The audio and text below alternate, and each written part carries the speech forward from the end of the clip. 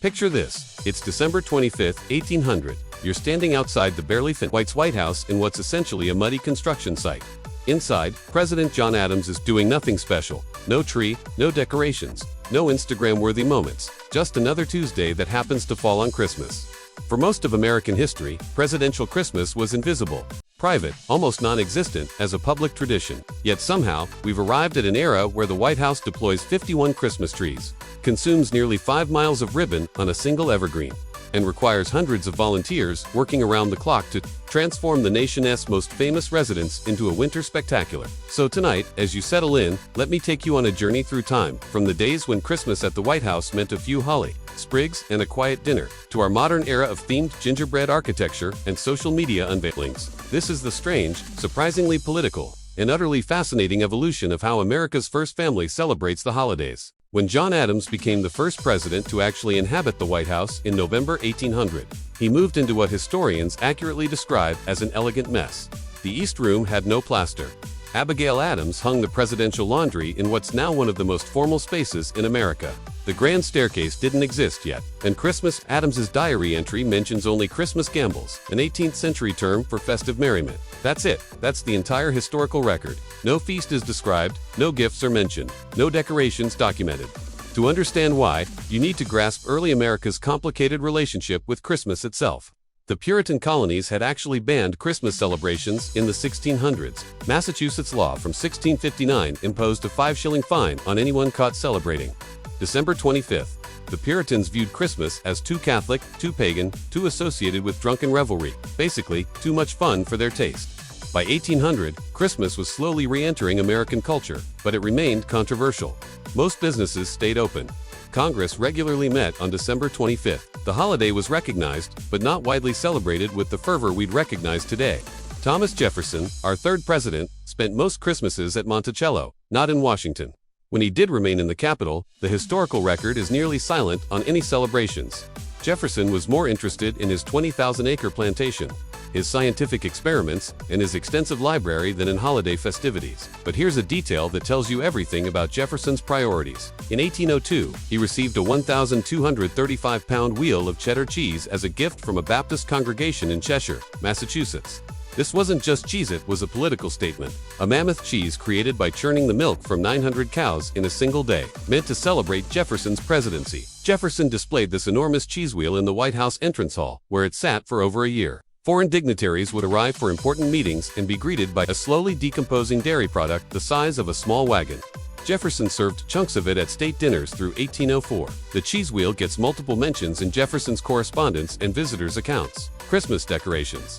Not a single reference. James Madison's presidency was consumed by the War of 1812. On August 24, 1814, British forces marched into Washington and set fire to the White House, the Capitol, and other government buildings. Dolly Madison famously saved the Gilbert Stuart portrait of George Washington before fleeing. The Madisons didn't return to the rebuilt Executive Mansion until 1817, after Madison's presidency had ended, so his Christmases were spent either in temporary accommodations or dealing with the national humiliation of having the capital city sacked by foreign forces. But Dolly Madison's contribution to White House social life cannot be overstated. She established Wednesday evening receptions, drawing rooms where Washington society gathered. She served ice cream, which cost roughly $40 per gallon in today's money. She wore elaborate turbans with feather plumes. She created the template for White House hospitality that future First Ladies would follow. If Christmas parties happened during the Madison years, and they likely did, because Dolly loved entertaining, they would have featured the finest oysters from the Chesapeake, imported wines, and the kind of networking that makes modern lobbyists look amateurish. The Monroe Doctrine on Christmas, quiet and private. James Monroe, the last president who had fought in the Revolutionary War, brought French furniture and continental sophistication to the rebuilt White House. The Blue Room's famous circular shape dates to Monroe's renovation, but Christmas remained private.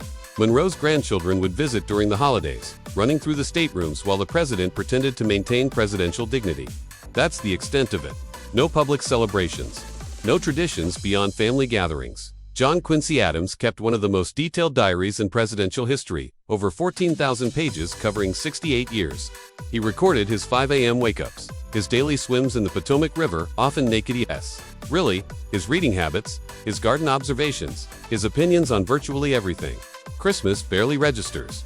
He'd note church attendance, maybe comment on the weather, then return to complaining about Congress's incompetence. Adams's Potomac swims deserve a brief aside. He swam most mornings, year-round, often without clothes because swimming suits weren't common. In June 1825, journalist Anne Royal allegedly sat on his clothes while he was in the river, refusing to leave until he granted her an interview, making her possibly America's first investigative reporter to use such creative tactics. But holiday decorations, not even a footnote. Everything changed with Andrew Jackson, or rather, everything got louder and messier without necessarily becoming more traditional. Jackson's 1829 inauguration reception has become legend. 20,000 people stormed the White House. They stood on furniture in muddy boots, broke china, consumed barrels of spiked punch. Jackson himself had to escape out a window and spend the night at a hotel to avoid being crushed by his own supporters. White House staff eventually lured the mob outside by placing washtubs of punch on the lawn. This wasn't a party. This was controlled chaos masquerading as democracy in action. Jackson's Christmas gatherings maintained this energy. The enormous silver punch bowls, survivors of the inauguration, riot would be refilled with dangerous combinations of rum, brandy, champagne, fruit juices, and spices. Diplomats from multiple nations would gather, attempting sophisticated conversation while progressively intoxicated. Toasts would multiply, to the Union, to the States, to Tennessee, to democracy, to anyone who had just walked in, to the punch itself. But here's what's crucial. This still wasn't tradition. It was just Jackson being Jackson, loud, democratizing, vaguely alarming. There were no organized decorations, beyond whatever greenery the staff scrounged up. No official Christmas events that repeated annually in the same form. Martin Van Buren, 1837 to 1841. The inherited Jackson-esque mess and the panic of 1837, an economic depression that made festive parties politically unwise. His Christmas was subdued by necessity. William Henry Harrison died after just 31 days in office in 1841, never seeing a White House Christmas. John Tyler had 15 children from 2 marriages. His second wife, Julia, was 30 years younger than him. She was 24 when they married. He was 54. The nation was collectively uncomfortable. But Julia loved entertaining and brought youthful energy to White House social life. Tyler's Christmases were likely chaotic with children, but still private affairs. James K. Polk worked himself into an early grave. His diary entries reveal a man obsessed with expanding American territory and deeply uninterested in frivolity. He and his wife Sarah didn't exchange Christmas gifts because they considered it wasteful. Sarah banned dancing and card games at White House events as sinful. The pokey Christmas was probably as fun as a shareholders meeting. But while early presidents ignored Christmas, American culture was shifting. 3 factors converged in the 1840s-1850s. First, Charles Dickens' A Christmas Carol, 1843, became an immediate sensation on both sides of the Atlantic. The story of Scrooge's redemption captured something Americans craved: a holiday, focused on family, generosity, and second chances. Within months of publication, American newspapers were reprinting it often, without permission. Copyright laws were flexible. Theatrical adaptations toured the country. The phrase, "God bless us," everyone entered the cultural lexicon. Second, the Queen Victoria effect. When the Illustrated London News published an engraving of Queen Victoria, Prince Albert, and their children gathered around a Christmas tree in 1848, it changed everything. The image was reprinted in American magazines like Godey's Lady's Book. Suddenly, Christmas trees weren't a weird German custom, they were fashionable. If the Queen had one, middle-class Americans wanted one too. Third, German immigration. Between 1850 and 1860, over 900,000 Germans immigrated to America, bringing their traditions with them. Christmas trees, gingerbread houses, Advent wreaths. These gradually spread from German-American communities into mainstream culture. By the time of the Civil War, having a Christmas tree was becoming normal in American homes, but not yet in the White House. Christmas during the apocalypse. Abraham Lincoln's White House Christmas as a teen, 61, 1862, 1863, and 1864 occurred against the backdrop of the Civil War, America's bloodiest conflict. Over 620,000 soldiers died, roughly 2% of the population, equivalent to 6 million deaths today. And what did Lincoln do on Christmas? According to multiple documented accounts, he read Charles Dickens's A Christmas Carol to his sons. Lincoln loved Dickens. He owned multiple copies of his books, quoted him in speeches, and found in Dickens's writing a moral clarity he appreciated. During the darkest years of his presidency, battles raging, casualty reports arriving daily, the nation tearing itself apart, Lincoln would gather his sons Robert, Willie, and Tad in the green room or their private quarters and read Dickens's ghost story aloud. The White House was barely heated. The heating system relied on fireplaces and cast-iron stoves, inadequate for the massive rooms. Lincoln's secretary John Hay wrote about seeing his breath indoors during winter. The family would huddle near the fire, while Lincoln read, changing his voice for different characters, making the ghosts appropriately spooky. Willie Lincoln died on February 20, 1862, probably from typhoid fever contracted from contaminated White House water. He was 11 years old. Mary Todd Lincoln never recovered. She held seances in the White House, trying to contact Willie's spirit, a practice that seemed desperate to some, but was actually quite common in 1860s America. Spiritualism was enormously popular. The Fox sisters of upstate New York had sparked a nationwide movement of mediums claiming to communicate with the dead. When so many families had lost sons, brothers, and fathers in the war, the desire to believe in contact with the deceased was overwhelming. Lincoln grieved more privately. He visited Willie's crypt in Georgetown. He mentioned his son in conversations, sometimes tearing up, and that next Christmas 1862 must have been unbearable. Reading A Christmas Carol with an empty space where Willie should have been, trying to believe in redemption and hope when you just lost a child and the war shows no signs of ending. But Lincoln did it anyway. He maintained what traditions he could, because what else do you do? What else can you do but keep going? Keep reading the story. Keep trying to preserve some small piece of normalcy for your surviving children. Mary Todd Lincoln attempted to maintain festive atmospheres. The staff put up wreaths and holly. Christmas dinner would be served in the state dining room, roasted turkey or goose, potatoes, vegetables from the White House garden, pie. The Lincolns would sit at that long table and try to have a normal meal, try to pretend everything wasn't falling apart. Lincoln was assassinated on April 14, 1865, just days after the war's end. He never experienced a peacetime White House Christmas, which brings us to the ghost stories. Lincoln's ghost is the most reported presence in the White House. The list of people who claim to sense or see him reads like a who's who of 20th century history. Winston Churchill allegedly refused to sleep in the Lincoln bedroom after encountering Lincoln's ghost by the fireplace, 1940s. Queen Wilhelmina of the Netherlands reported answering a knock on her bedroom door and seeing Lincoln in the hallway wearing his top hat. She fainted in 1940s. Eleanor Roosevelt said she felt Lincoln's presence multiple times while working late at night. Lady Bird Johnson sensed Lincoln while watching a television documentary about his death. Maureen Reagan, Ronald Reagan's daughter, and her husband both claimed to see Lincoln's ghost. The most persistent Lincoln ghost story involves Willie Lincoln and Christmas trees in the Lincoln bedroom. According to accounts from multiple administrations, though always third-hand or more, never directly documented, staff members decorating the Lincoln bedroom during Christmas would find candles lighting themselves on the small tree placed there. They'd enter the room with unlit candles, turn away briefly, turn back, and find candles burning. Or they'd extinguish candles, leave the room, return, and find them lit again. The most detailed version comes from a housekeeper during the Kennedy administration. Relayed in later interviews, she entered the Lincoln bedroom early one December morning, found 3 candles burning on the tree, candles she was certain hadn't been lit the night before. She extinguished them, checked that no one else was present, and left. 20 minutes later, returning to complete her rounds, 1 candle was burning again. Is this true? Impossible to verify. Ghost stories are inherently unprovable, but they persist because they're compelling. The image of an 11-year-old boy who died during the winter, trying to participate in Christmas the only way he can anymore. Benjamin Harrison's private innovation. Benjamin Harrison, 23rd president, grandson of William Henry Harrison, the one who died after 31 days, had grandchildren who visited the White House in the late 1880s, and grandchildren have expectations. They wanted Christmas to be magical. They wanted what their friends had. They wanted a tree. So in December 1889, Harrison and his wife Carolyn put up a Christmas tree inside the White House, in the private family quarters, not for public view, but still, an actual evergreen brought indoors and decorated. And what a production it was. This wasn't minimalist Scandinavian design. This was Victorian maximalism in full glory. Real candles clipped to branches, dozens of them. Electricity in the White House was new, unreliable, and frankly terrifying. The first electricians had been electrocuted during installation. So, fire it was. The process of lighting the tree was an event. Someone, probably Harrison himself or a brave staffer, would carefully light each candle individually with a long taper, moving around the tree, trying not to set their sleeves on fire. Everyone else would stand back, watching anxiously, wondering if this was the year the White House burned down for Christmas. Once lead assuming nothing had caught fire, yet it was genuinely beautiful. The candlelight would flicker and reflect off glass ornaments, casting dancing shadows across the walls. The grandchildren would gasp and clap. And for maybe 20 to 30 minutes, you'd have a perfect Victorian Christmas moment. Then someone had to extinguish all the candles before the wax dripped onto lower branches and created the world's worst headline: White House burns. President's Christmas tree blamed. The Harrison tree was private. No newspapers documented it. No photographs exist. But the precedent was set: presidents could have Christmas trees. Grover Cleveland continued the tradition during his second term, 1893 to 1897. His young children had trees in the family quarters.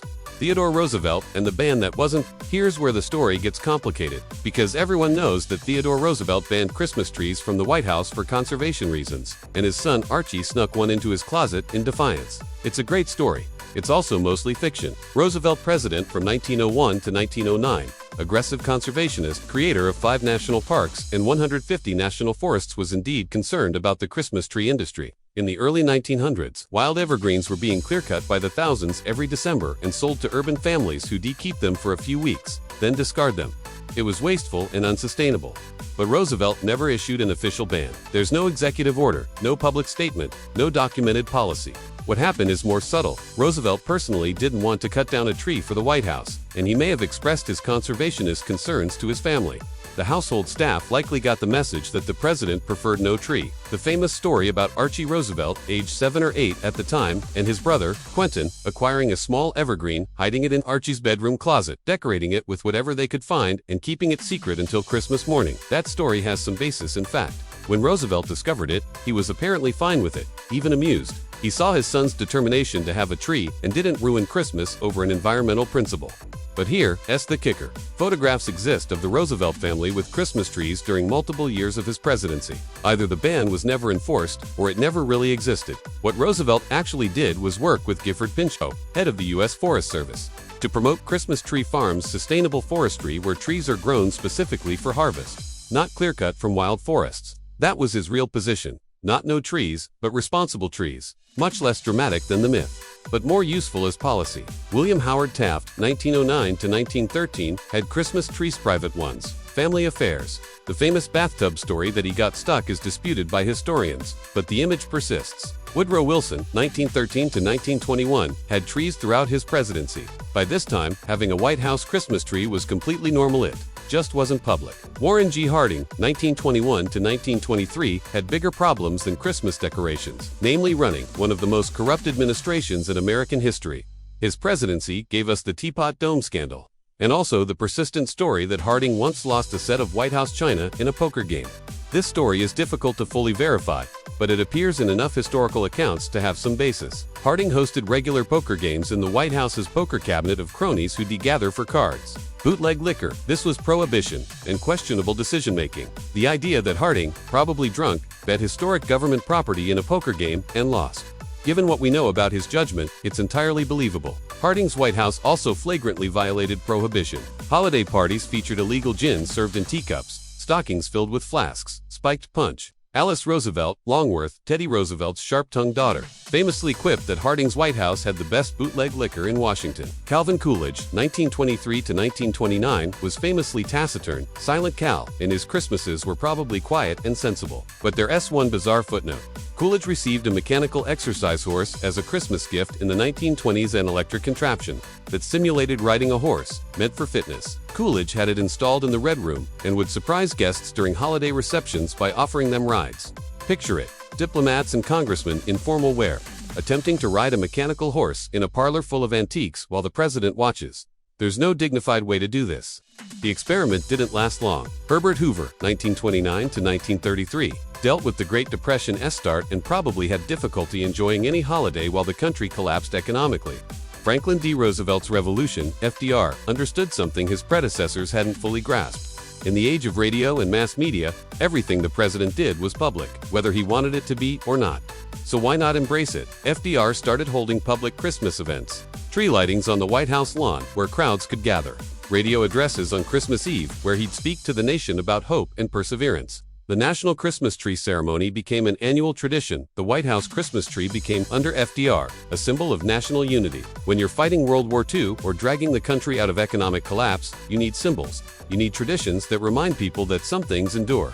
But even FDR's trees were relatively simple. Electric lights, thank God, no more fire hazards, some ornaments, tinsel. Nice, but not elaborate.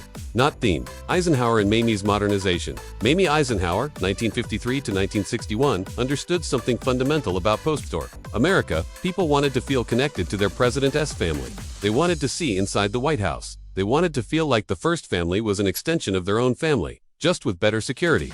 So Mamie did something revolutionary in 1953. She sent out official White House Christmas cards, over 2,000 initially, growing to many more in subsequent years. These weren't just cards to close friends. These were professionally photographed, properly printed, officially mailed, greetings with the presidential seal.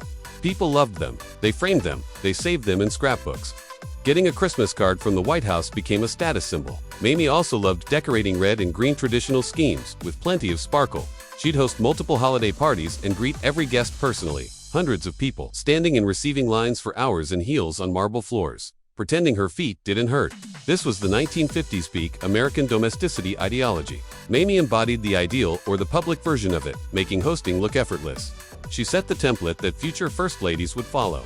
The first themed tree, Jacqueline Kennedy, thought the White House looked like a tired hotel. She hated the furniture, the wallpaper, the general sense that nobody had updated the decor since the Grant administration. So she launched a massive restoration project, brought in historians and antique dealers, found period-appropriate furniture, created the White House Historical Association, and transformed the Executive Mansion into a museum-quality residence. When Christmas 1961 approached, Jackie looked at the traditional tree situation and thought, we can do better. She created the first themed White House Christmas tree. The theme? The Nutcracker. The Blue Room was transformed into a ballet-inspired wonderland. Jackie commissioned over 50 miniature toy soldiers, ballerinas, and characters from Tchaikovsky's ballet. There were tiny nutcrackers, wooden soldiers in bright uniforms, delicate ballerina ornaments in tutus, sugar plum fairies. The whole tree told a story. It created a cohesive visual experience. It was art, and it set the standard for every White House Christmas tree that came after. Images appeared in newspapers and magazines across the country. People were fascinated. The White House Christmas tree became a story, an event, something to discuss and analyze. Jackie continued this through 1962 and 1963, creating themed trees that reflected American culture and history. She involved artists and designers, commissioned special ornaments, made sure every detail was perfect. Then came November 1963, Kennedy's assassination. The end of Camelot, but the tradition Jackie started, the themed White House Christmas tree, the public display, the sense that this was something special and worth doing right, that continued.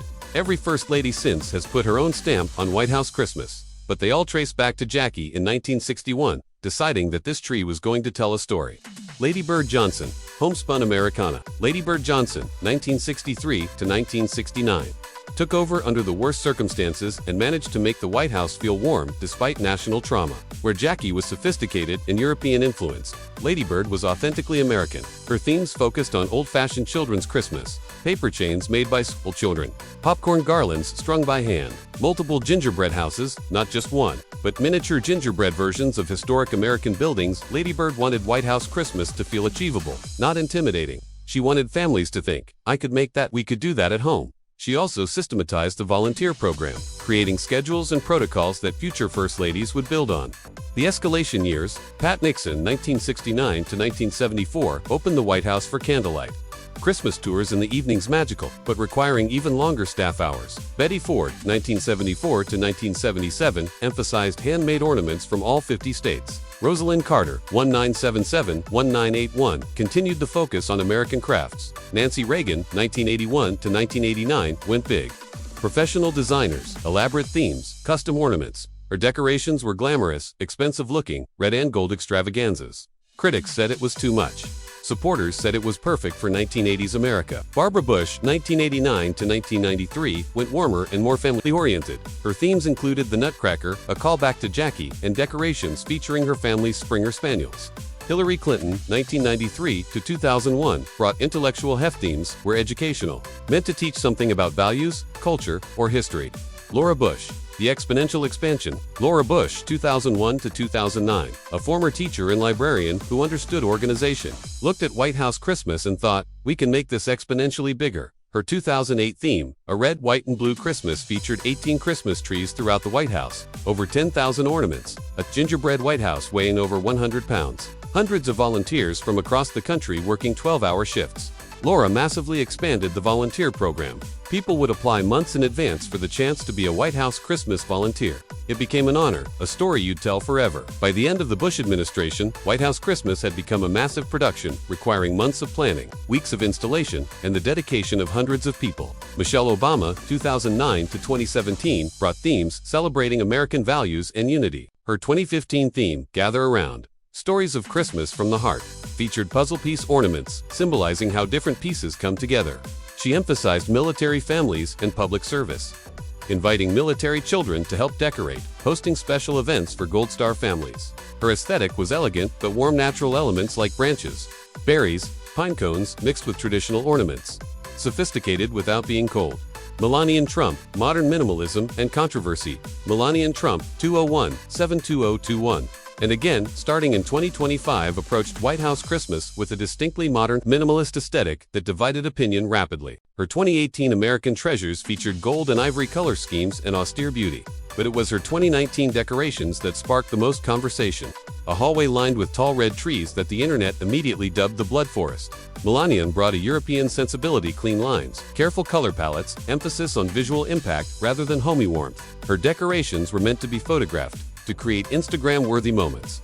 Her 2025 decorations, first Christmas back after the Biden years, include 51 Christmas trees throughout the White House, over 25,000 feet of ribbon on the Blue Room tree alone, nearly 5 miles, a 120-pound gingerbread. White House with detailed decorations including tiny gingerbread Marine Band members and gingerbread tourists. The tree arrived by horse-drawn carriage maintained tradition. Melania, wearing a coat and looking effortlessly elegant, waved and said, "Merry Christmas" to cameras. The clip went viral because everything the First Lady does during holidays gets analyzed, discussed, praised, and criticized in equal measure. Modern White House Christmas requires military-level logistics. 300 to 400 volunteers arrive the weekend after Thanksgiving. They work 12-hour shifts for nearly a week. Tasks include stringing lights, hanging wreaths, arranging thousands of poinsettias, decorating 50-plus trees, creating elaborate tablescapes. It's exhausting, exhilarating work. People apply months in advance. It's an honor, a story you tell forever. I decorated the White House for Christmas in 2023. There are tunnels under the White House, documented fact, not conspiracy theory. Built for security, they connect the White House to the Treasury Building, the old Executive Office Building. Underground bunker systems expanded during World War II and the Cold War. These aren't dramatic stone passages with torches, they're concrete corridors with fluorescent lighting. More like a secure office building basement. Staff members call it Santa's shortcut. The network of service corridors and underground passages that allow enormous trees and hundreds of boxes of decorations to move through the building without disrupting public spaces. Lincoln's ghost is the most reported. Winston Churchill allegedly refused to sleep in the Lincoln bedroom after seeing Lincoln by the fireplace. Queen Wilhelmina of the Netherlands reported answering a knock and seeing Lincoln in the hallway wearing his top hat. She fainted. Eleanor Roosevelt felt Lincoln's presence multiple times. Maureen, Reagan, and her husband claimed to see Lincoln's ghost, the Christmas tree candles in the Lincoln bedroom legend. Multiple administration staff have reported candles lighting themselves on trees placed in the Lincoln bedroom. Candles they de-extinguished or confirmed were unlit, suddenly burning when they returned to the room. Other reported White House ghosts: Dolly Madison in the Rose Garden, Abigail Adams in the East Room, still hanging laundry, Andrew Jackson in his former bedroom, allegedly cursing audibly, Warren G. Harding's poker scandal. Beyond ghosts, there are documented scandals. Harding's administration, 192111923, was notoriously corrupt, but their essay-specific Christmas-adjacent story. This story appears in enough historical accounts to have some basis. Harding hosted regular poker games with bootleg liquor during Prohibition. The idea that he, probably drunk, bet government property on a bad hand. Given his judgment, it's believable. A lighter presidential quirk. Ronald Reagan loved jelly beans. He kept them everywhere: Oval Office, pockets, bowls around the White House.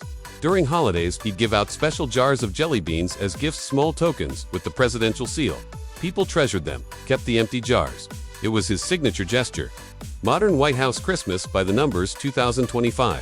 51 Christmas trees, 25,000 feet of ribbon, nearly 5 miles on one tree alone. 10,000 plus ornaments, 120-pound gingerbread, White House, 300 to 400 volunteers. Tens of thousands of public tours visitors, 100,000 plus Christmas cards sent White House. Christmas decorations are funded by private donations to the White House Historical Association. Not taxpayer money though. The staff time and security obviously have costs. Every First Lady's choices spark debate. Are they too expensive, too modern, or too traditional? Too religious or not religious enough? Too warm or too cold? Because White House decorations are never just decorations, they're statements about values, aesthetics, about what America is or should be during the holidays. Since Lady Bird Johnson opened public Christmas tours in 1966, they've become a way regular Americans experience the presidency. You request tickets through your congressional representative months in advance. Demand always exceeds supply. Security is intense. Background checks, multiple checkpoints, you can't bring bags or cameras, phone policies vary. You follow a designated route. Stay with your group. Don't touch anything. The tour itself lasts maybe 20 to 30 minutes. They still wait in line in December weather. Still brave the security screenings, because it's special, a once-in-a-lifetime chance for most people to walk through the White House at Christmas. The tours democratized White House Christmas. They transformed it from a private celebration into a shared national experience. We VA traveled from John Adams, noting, Christmas gambles in his diary, literally the only documentation of Christmas 1802 Melania Trump. Unveiling 51 trees and nearly 5 miles of ribbon in 2025. From Lincoln reading A Christmas Carol to his sons while the nation tore itself apart, to Michelle Obama's puzzle piece ornaments symbolizing unity.